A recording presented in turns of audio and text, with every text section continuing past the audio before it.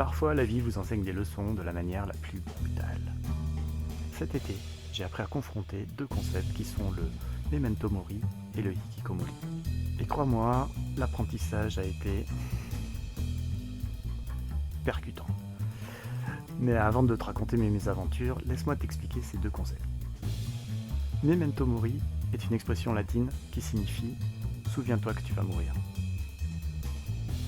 Je vais te raconter comment j'ai eu mon propre rappel, et pas qu'une seule fois.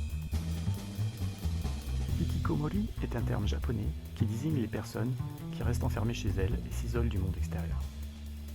Comme tu vas le voir, j'ai expérimenté cet état de manière un petit peu forcée. Je fêtais mes 46 ans chez un ami. L'ambiance était festive, et après un repas un petit peu trop arrosé, j'ai eu la brillante idée de sortir le skate électrique. Spoiler, c'était pas une bonne idée. Petite leçon de physique festive. Au fur et à mesure que l'on boit de l'alcool, notre niveau de confiance augmente. Mais parallèlement, notre niveau d'équilibre descend. Quand les deux courbes se rencontrent, à peine 100 mètres parcourus, et boum, contact brutal avec le sol. Prochain arrêt, l'hôpital, escorté par les pompiers. Premier bilan médical, fracture du bassin, fracture de l'omoplate, fracture du crâne au niveau du rocher, et bonus surprise, 2 côtes cassées. Me voilà donc coincé chez moi, involontairement devenu un hikikomori, temporaire. Mais, contrairement aux véritables hikikomori qui choisissent l'isolement, mon expérience de confinement était accompagnée d'une conscience aiguë de la mortalité, un véritable memento mori. Paradoxalement, ça m'a donné une énergie incroyable. Certes, l'immobilisation était contraignante, mais j'avais conscience que ça aurait pu être tellement pire. Cette vidéo que tu regardes, elle est née dans ces moments de réflexion forcée. Je me suis dit, quitte à rester enfermé tel un hikikomori, autant utiliser ce temps pour méditer sur ce véritable memento mori qui m'a été servi sur un plateau de skate électrique. Dans ma tête légèrement fêlée, les idées fusaient. Une vidéo confrontant le concept de memento mori et hikikomori, celle que tu regardes actuellement. Un projet créatif, customiser la chemise de l'hôpital. Et mon t-shirt troué lors de l'accident. Tu verras ça bientôt. Sur les conseils de mon kiné, je me lance dans une balade à vélo électrique.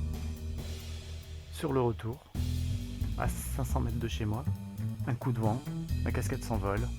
Premier réflexe, lever la main droite. Deuxième réflexe, freiner de la main gauche. Le frein à disque bloque la roue avant. Et la catapulte, me voilà transformé en projectile humain dans une chorégraphie involontaire qui se termine par un baiser passionné avec le bitume. Bilan médical, fracture de la clavicule, de l'omoplate qui n'avait pas suffisamment souffert la première fois, 4 côtes cassées, fracture du maxillaire supérieur et du sinus. Verdict, 6 à 8 semaines d'immobilisation. Et me revoilà pour la deuxième fois dans ma bulle de hikikomori, médicalement imposée. Cette fois avec encore plus de temps pour méditer sur ce double memento mori. Comme si le destin me disait « Tu n'as pas bien compris la première fois. En voilà une deuxième. » J'avais vraiment pas le moral au beau fixe. J'avoue, j'ai songé à aller voir un marabout ou un exorciste pour contrer ce mauvais sort qui s'acharnait sur moi. Mais avec ma chance du moment, il m'aurait certainement jeté un sort encore pire. Alors que retenir de ces aventures qui oscillent entre memento mori brutal et hikikomori forcé? La vie a des façons parfois très brutales de nous rappeler notre fragilité. L'isolement, qu'il soit choisi ou imposé, peut être une occasion de réflexion profonde. Entre le memento mori qui nous pousse à vivre pleinement et le hikikomori qui nous isole du monde extérieur, il y a peut-être un équilibre à trouver.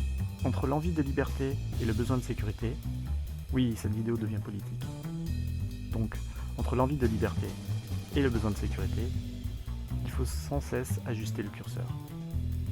La vie est une suite de mauvais choix. Comme sortir de skate électrique ou freiner de la main gauche. Des mauvais choix qu'il faut assumer. Et parfois, on peut en tirer quelque chose de positif. Cette vidéo, c'est ma façon de transformer ces moments difficiles en quelque chose de significatif. De sortir de mon hikikomori forcé et de partager mon memento mori. Tout en espérant que toi, tu n'auras pas besoin de rencontrer aussi intimement le bitume pour en tirer des leçons.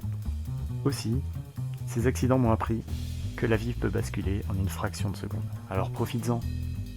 Mais peut-être en évitant le skate électrique et le vélo électrique.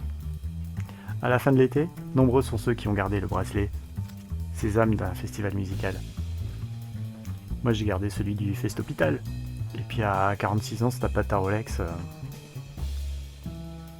t'as peut-être une collection de bracelets d'hôpital. Voilà, c'était ma vidéo de reprise après plus de 6 mois hors des réseaux. La suite, une avalanche de projets créatifs et de nouvelles idées à partager dans ce nouvel atelier que je suis en train d'aménager. Alors abonne-toi pour ne rien rater. La vie est trop courte.